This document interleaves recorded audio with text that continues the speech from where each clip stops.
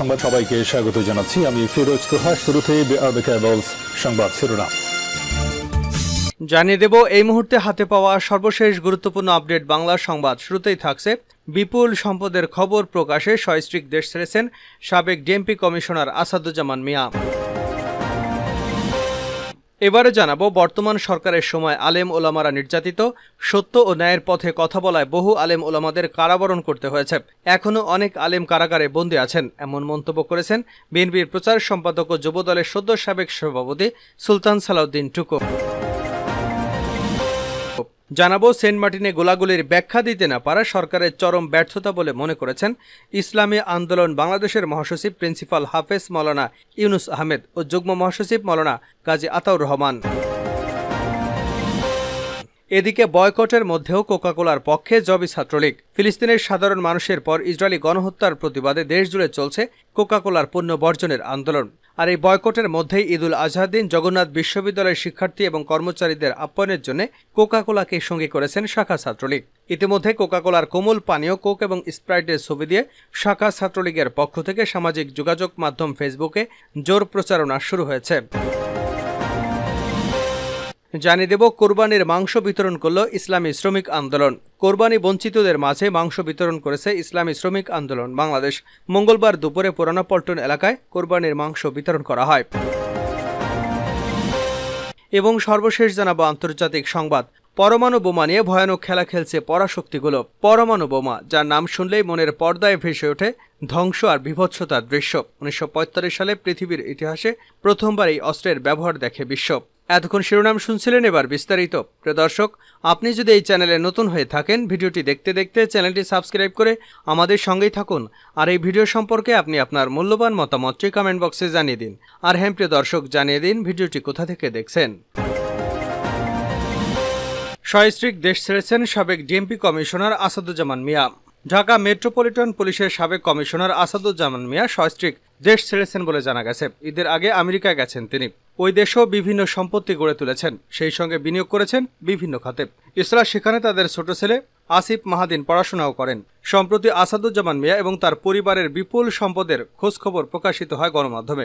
এরপরই দেশ জুড়ে শুরু হয় নানা আলোচনা সমালোচনা। দুর্নীতি দমন কমিশন ঈদুল আজহার ছুটি শেষে তার সম্পদের বিষয়ে অনুসন্ধান কার্যক্রম শুরু করতে পারে। গণমাধ্যমে প্রকাশিত খবর থেকে জানা গেছে পুলিশের সাবেক এই ঊর্ধ্বতন কর্মকর্তার স্ত্রীর নামে ঢাকা একটি বাড়ি এবং দুটি ফ্ল্যাট, মেয়ের নামে একটি ফ্ল্যাট রয়েছে। এছাড়া ঢাকার গাজীপুরে, নারায়ণগঞ্জে তার স্ত্রী এবং সন্তানদের নামে 67 শতক জমি রয়েছে।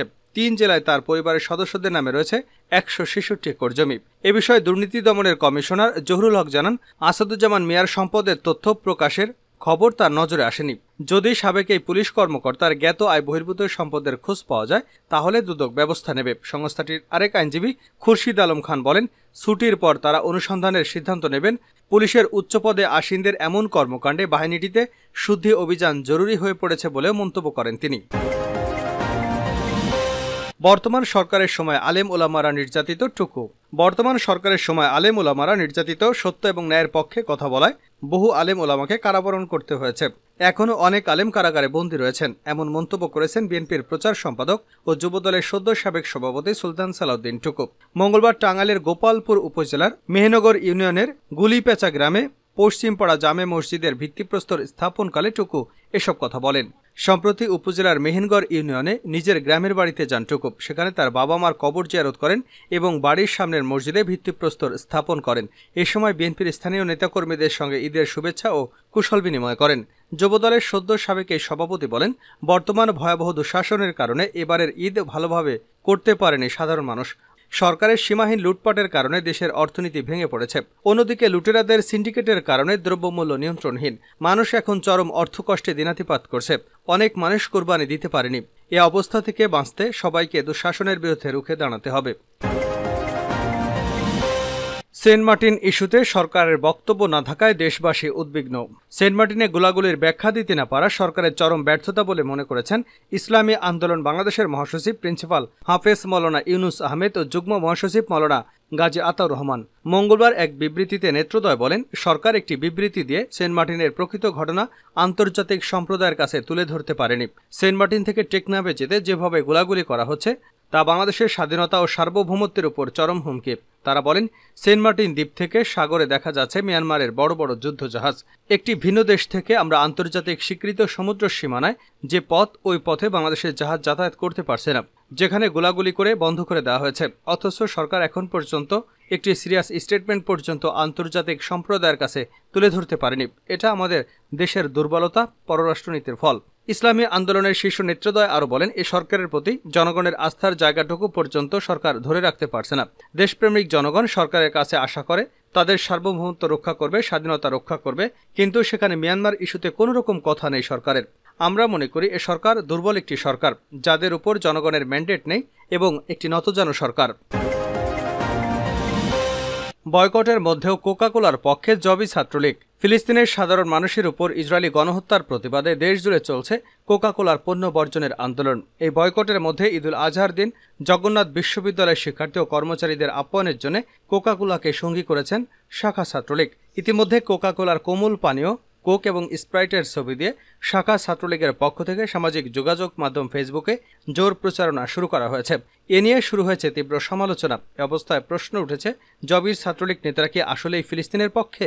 রোববার বিশ্ববিদ্যালয় শাখা ছাত্রলীগের বেশ কয়েকজন কর্মী সামাজিক যোগাযোগ মাধ্যম ফেসবুকে একটি ছবি আপলোড করেন। সেখানে দেখা যায় ছাত্রলীগের জবি শাখার সভাপতি ইব্রাহিম ফরাজি এবং সেক্রেটারি আক্তার হুসাইন চেয়ারে বসে আছেন, আর তার সামনে কোকা-কোলা সহ অন্যান্য খাবার স্তূপ করে রাখা হয়েছে।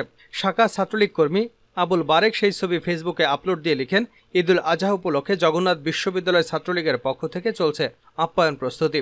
জগন্নাথ বিশ্ববিদ্যালয়ে পড়াশোনা করেন এমন যারা ঢাকায় আছেন সকলেই আমন্ত্রিত। শাখা ছাত্রলীগের এ কর্মকাণ্ডের সমালোচনা করেছেন সাধারণ শিক্ষার্থীরা।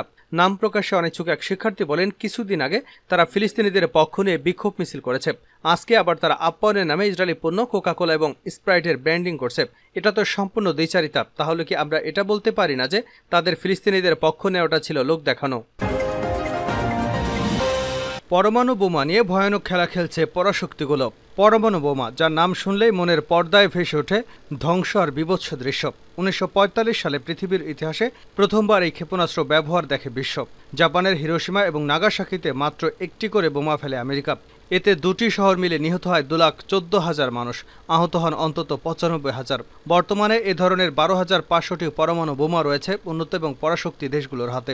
পরমাণু অস্ত্রের ধ্বংসযজ্ঞ নিয়ে গবেষণা করেন এমন বিজ্ঞানীরা বলেন, এতগুলো অস্ত্র দিয়ে পৃথিবীকে অন্তত 12 বার ধ্বংস করে দেওয়া সম্ভব। পিলে চমকানোর মতো তথ্যের পরেও পরমাণু বোমা নিয়ে ভয়ানক খেলায় মেতে আছে 9টি পরমাণু শক্তিধর দেশ। নিজেদের নিরাপত্তার জন্য আলোচনা কিংবা অন্য কোনো অস্ত্রের উপর নির্ভর না করে গণবিধ্বংসী পরমাণু বোমার উপরেই বেশি আস্থা রাখছে দেশগুলো, যা পৃথিবীর জন্য ধ্বংস ডেকে আনার ঝুঁকি বাড়াচ্ছে। বৈশ্বিক উত্তেজনার মধ্যেই পারমাণবিক অস্ত্রের উপর নির্ভরশীলতা বেড়েছে। পারমাণবিক অস্ত্রধারী 9 দেশ এরই মধ্যে এই অস্ত্রের উপর নির্ভরশীলতা বাড়িয়েছে উল্লেখযোগ্য হারে। সোমবার স্টকহোমে ইন্টারন্যাশনাল পিস রিসার্চ ইনস্টিটিউট প্রকাশিত একটি প্রতিবেদনে এ তথ্য জানানো হয়েছে। ওই প্রতিবেদনে বলা হয়েছে, দেশগুলো পারমাণবিক অস্ত্রাগারের আধুনিকীকরণে ব্যয় গত বছরের 1/3 বাড়িয়েছে। তাছাড়া গাজা এবং ইউক্রেন যুদ্ধকে কেন্দ্র করে আন্তর্জাতিক নিরাপত্তার অবনতি হয়েছে বলেও তাদের প্রতিবেদনে উল্লেখ করা হয়েছে। প্রতিষ্ঠানটির গণবিধ্বংসী কর্মসূচির পরিচালক উইলফ্রেড ওয়ান বলেছেন, স্নায়ুযুদ্ধের পর থেকে আন্তর্জাতিক সম্পর্কের ক্ষেত্রে পারমাণবিক অস্ত্রকে এত গুরুত্বপূর্ণ ভূমিকা পালন করতে দেখা যায়নি। বলা হয়েছে, যুক্তরাষ্ট্র, রাশিয়া, যুক্তরাজ্য, ফ্রান্স, চীন, ভারত, পাকিস্তান এবং উত্তর কোরিয়া ও ইসরায়েলে তাদের পারমাণবিক অস্ত্রাগার আধুনিকীকরণ করেছে। চলতি বছরের জানুয়ারি পর্যন্ত হিসাবে দেখা গেছে বিশ্বে মোট 12,500টি পারমাণবিক অস্ত্র রয়েছে, যা আগের বছরের তুলনায় 321টি কম। সম্ভাব্য ব্যবহারের জন্য পারমাণবিক বাহিনীর কাছে মজুত আছে প্রায় 9,585টি। এর মধ্যে 3,904টি মোতায়েন করা হয়েছে ক্ষেপণাস্ত্র এবং এয়ারক্রাফট ব্যবস্থায়, যা গত বছরের চেয়ে 60টিরও বেশি। সবচেয়ে বেশি সংখ্যক পারমাণবিক অস্ত্র মোতায়েন করে রেখেছে রাশিয়া ও যুক্তরাষ্ট্র। তাছাড়া চীনও কিছু অস্ত্র ব্যবহারের উপযোগী করে রেখেছে।